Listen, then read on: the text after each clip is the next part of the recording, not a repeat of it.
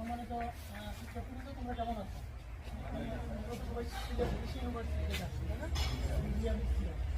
আমরা আমাদের আগেও অনেক ব্যাচ এখানে আসছিল, তাদেরকে আমরা বিভিন্ন বিষয় করেছি। আজকে আমরা খুবই ইম্পর্টেন্ট একটা বিষয়, এটা হচ্ছে আমরা ব্রিডিং নিয়ে তোমাদের সাথে আমরা একটু কথা বলবো। কেমন?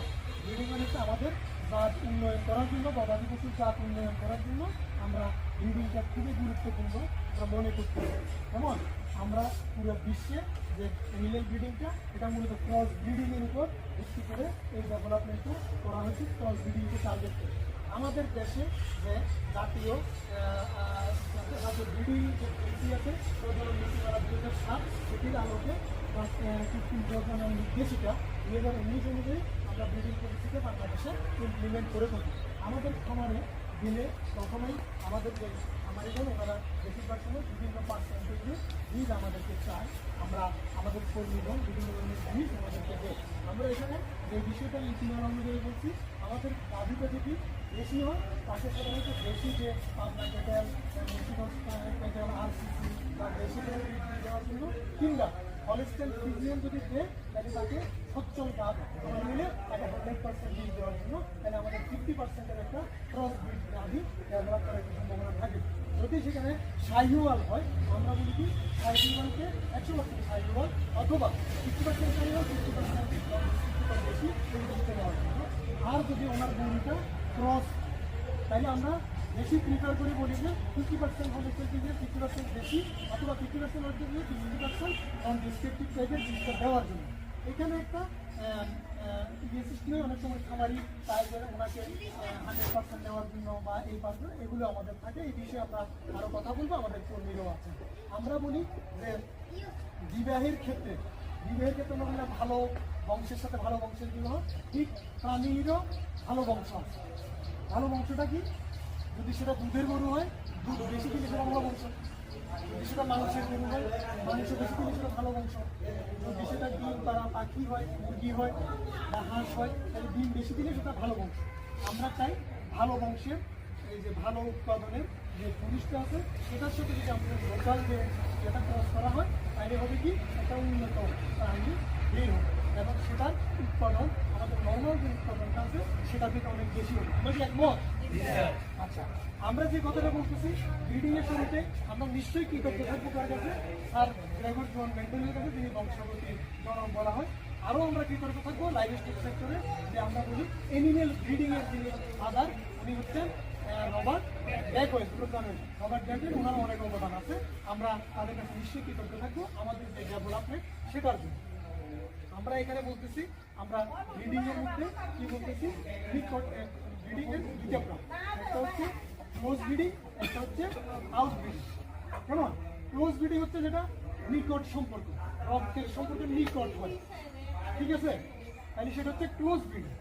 বেশি নিকট হইলে সেটা ইনব্রিডিং, আর যদি কম নিকট হয় সেটা লাইন ব্রিডিং। তাহলে আমাদের ক্লোজ ব্রিডিংটা গেল। ক্লোজ ব্রিডিং এর এই পার্টটা নিয়েই কিন্তু আমাদের যিনি অ্যানিমেল ব্রিডিং এর ফাদার, উনি কাজ করেছেন ইনব্রিডিং। এখন আছে আউট ব্রিডিং। আউট ব্রিডিং এর আন্ডার আছে ক্রস ব্রিডিং, যেটা নিয়ে আমরা পুরো বাংলাদেশে এখন কাজ করছি। ক্রস ব্রিডিং হচ্ছে দুটো ব্রিডের মধ্যে যখন ক্রস হয়, যেমন আমরা বলছি হলিস্টাইন ফ্রিজিয়ানের ক্রস হচ্ছে দেশির যে আমরা ব্রিডার, এটা একটা ক্রস ব্রিডিং। আবার আছে কি ক্রস ব্রিডিং, আউট ব্রিডিং এর আরও আছে আউট ক্রসিং। আউট ক্রসিংটি হচ্ছে যখন সেরার সাথে সেরা মিলন, সেরা বুনের সাথে সেরা কাউ, দুইটা ব্রিড। তারপর বলছি টপ ক্রসিং।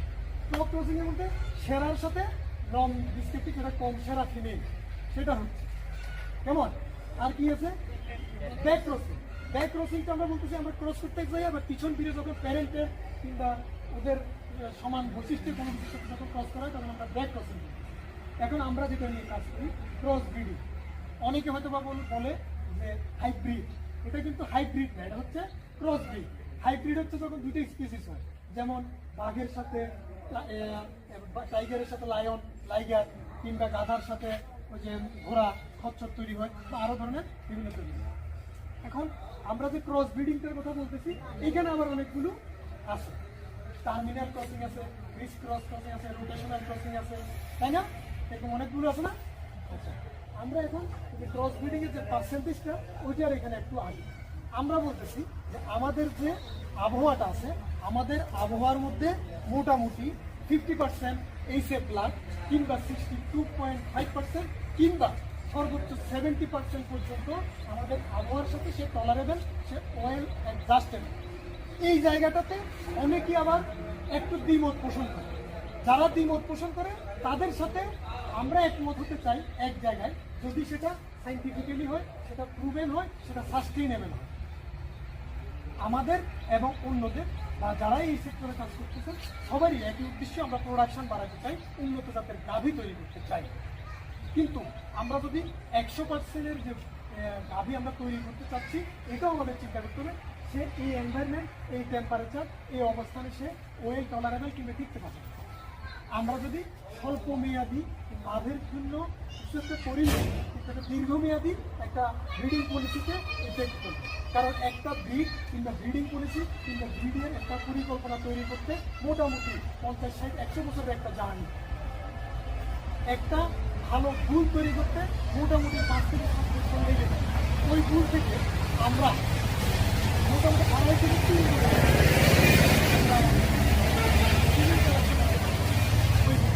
এবং সেটা কালেকশন করে আমরা -180°, 196° টেম্পারেচারে প্রায় 20 বছর বা তার অধিক কাল আমরা ওই সিমেন্টটা সংরক্ষণ করতে পারি।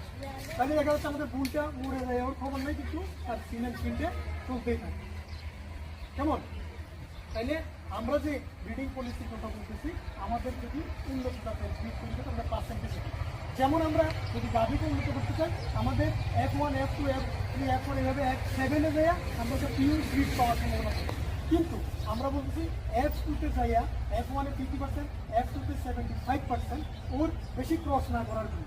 এরপরে উঠলে দেখা যায় অনেক সময় বিভিন্ন ধরনের জটিলতা তৈরি হয়। ঠিক আছে আমার কথা? যেমন দেখা যাচ্ছে আমরা 75%, এরপরে 87, 90, 93, হ্যাঁ 98, এভাবে 99 পর্যন্ত চলে যাওয়া। কিন্তু চলে গেলে তো হবে না। যেমন আমরা এই ক্ষেত্রে আমরা একটা বলি যে আমরা মোটরসাইকেলের স্পিডের কথা বলেছিলাম। আপনার মোটরসাইকেলের স্পিড অনেক উঠতে পারে, কিন্তু আপনি যদি স্পিড নিয়ন্ত্রণ না করেন যে কোনো সময় দুর্ঘটনা করতে পারে। সেরকম আমরা ব্রিডিংয়ের স্পিড যদি আমরা বাড়াই দিই, একসময় আমরা নিয়ন্ত্রণ রাখবো না। সেজন্য আমাদের এই সতর্কতা। আমাদের যে দুধের গাভীগুলো আছে, আমরা বলতেছি যে ব্রিডিংয়ের মতো আমার এলোমেলো ব্রিডিংয়ের কারণেও অনেক সময় নিম্নমানের সংকর তৈরি হয়, নিম্নমানের ক্রস ব্রিড তৈরি হয়, যেটা আবার আমাদের সার্বিক ব্রিডিংয়ের জন্য ক্ষতিকর। আমাদের যে এখানে আমাদের উনি আছেন, কর্মী আছেন, জনাব হাসান আহমদ, হাসানকে আমি বলবো যে একটা স্ট্র দেখানোর জন্য এবং তার কিছু বক্তব্য সে যদি এই বিষয়ে কাজ করে বলার জন্য। স্ট্র দেখাও। আপনার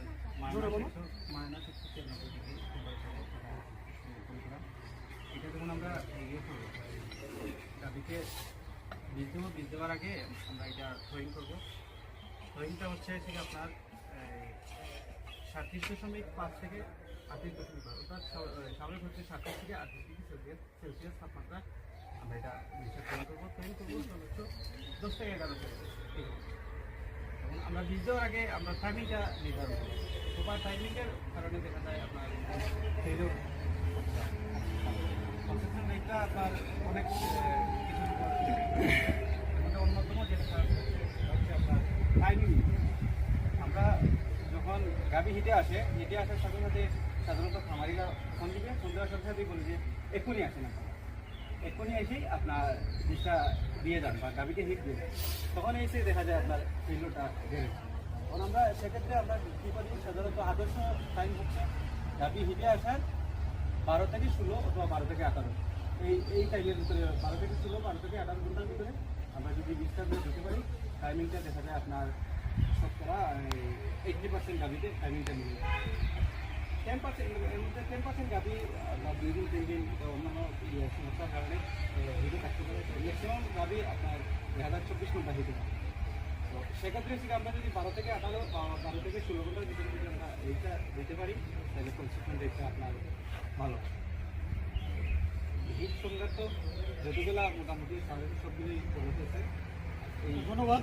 আমরা যদি আমাদের যে উপসহকারী প্রাণী সম্পদ কর্মকর্তা আছেন ওনারা উনিও কাজ করেন বিভিন্ন ফিল্ডে খামার স্থাপন রেজিস্ট্রেশনে।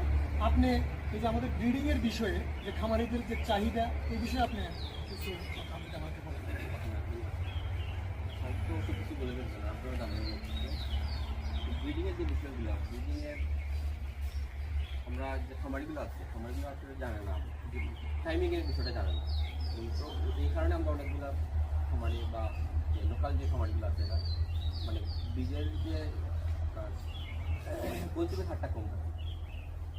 ওই যে 12 থেকে 16 ঘন্টার ভিতরে যেটা বলছি, 12 থেকে 18 ঘন্টার ভিতরে যেটা বলছি। এরপরে আরেকটা বিষয় হয়েছে, তার চাহিদা থাকে অনেক অনেক বেশি। আমাকে ব্রাহ্মা দিয়ে দেন, আমাকে ফ্লাগবি দিয়ে দেন, আমাকে এই চাইলে 100% দিয়ে দেন, সবার চাহিদা থাকে 100%। কিন্তু গাভী তার সাইজ অনুসারে তো রিসিভ করতে হবে। গাভীর তার যে আগের যে এটা আছে তার অনেক খামারে আছে যে আমার দেশি গাভী একটা, হ্যাঁ ওই গাভীতে পেয়ে যাচ্ছে যে আমার সাইজ 100% দিয়ে দেবে, এটা জানাতে হবে তাদেরকে, বুঝাতে হবে যে তার চাহিদা অনুসারে তাই ওই যে বিষয়। Thank you. আমরা মঞ্জু যে কথাটা বললেন খুবই গুরুত্বপূর্ণ একটা কথা বলছেন যে আমার খামারি যে গরুটা চাচ্ছে 100%, এখন আপনি একটা জিনিস ইনপুট দিচ্ছেন, ওটা তো আউটপুট বাইরেই আসতে হবে, ওটার থেকে তো আউটপুট বাইরেই আসতে হবে। তাহলে এই জায়গাটাতে আমাদের একটু খেয়াল রাখতে হবে। আর টাইমিংয়ের কথা যেটা বললেন এটা খুবই গুরুত্বপূর্ণ। আমরা বলছি সকালে হিটে আসলে এর ক্ষেত্রে ফার্স্ট টাইম যে ইনসেমিনেশনটা করা হয় সেটার কনসেপশন রেট আপনার প্রায় 40-এর কাছাকাছি, বিলো 40, 40-এর কাছাকাছি থাকলে আমরা সেটাকে সন্তোষজনক মনে করতেছি। আসাম কি এটাই বলা? ওকে, থ্যাংক ইউ আপনাদের সবাইকে। আমরা ব্রিডিং বিষয়ে এতটুকু বললাম। আমরা সবাই দিলে শুভকামনা, সবাইকে ধন্যবাদ।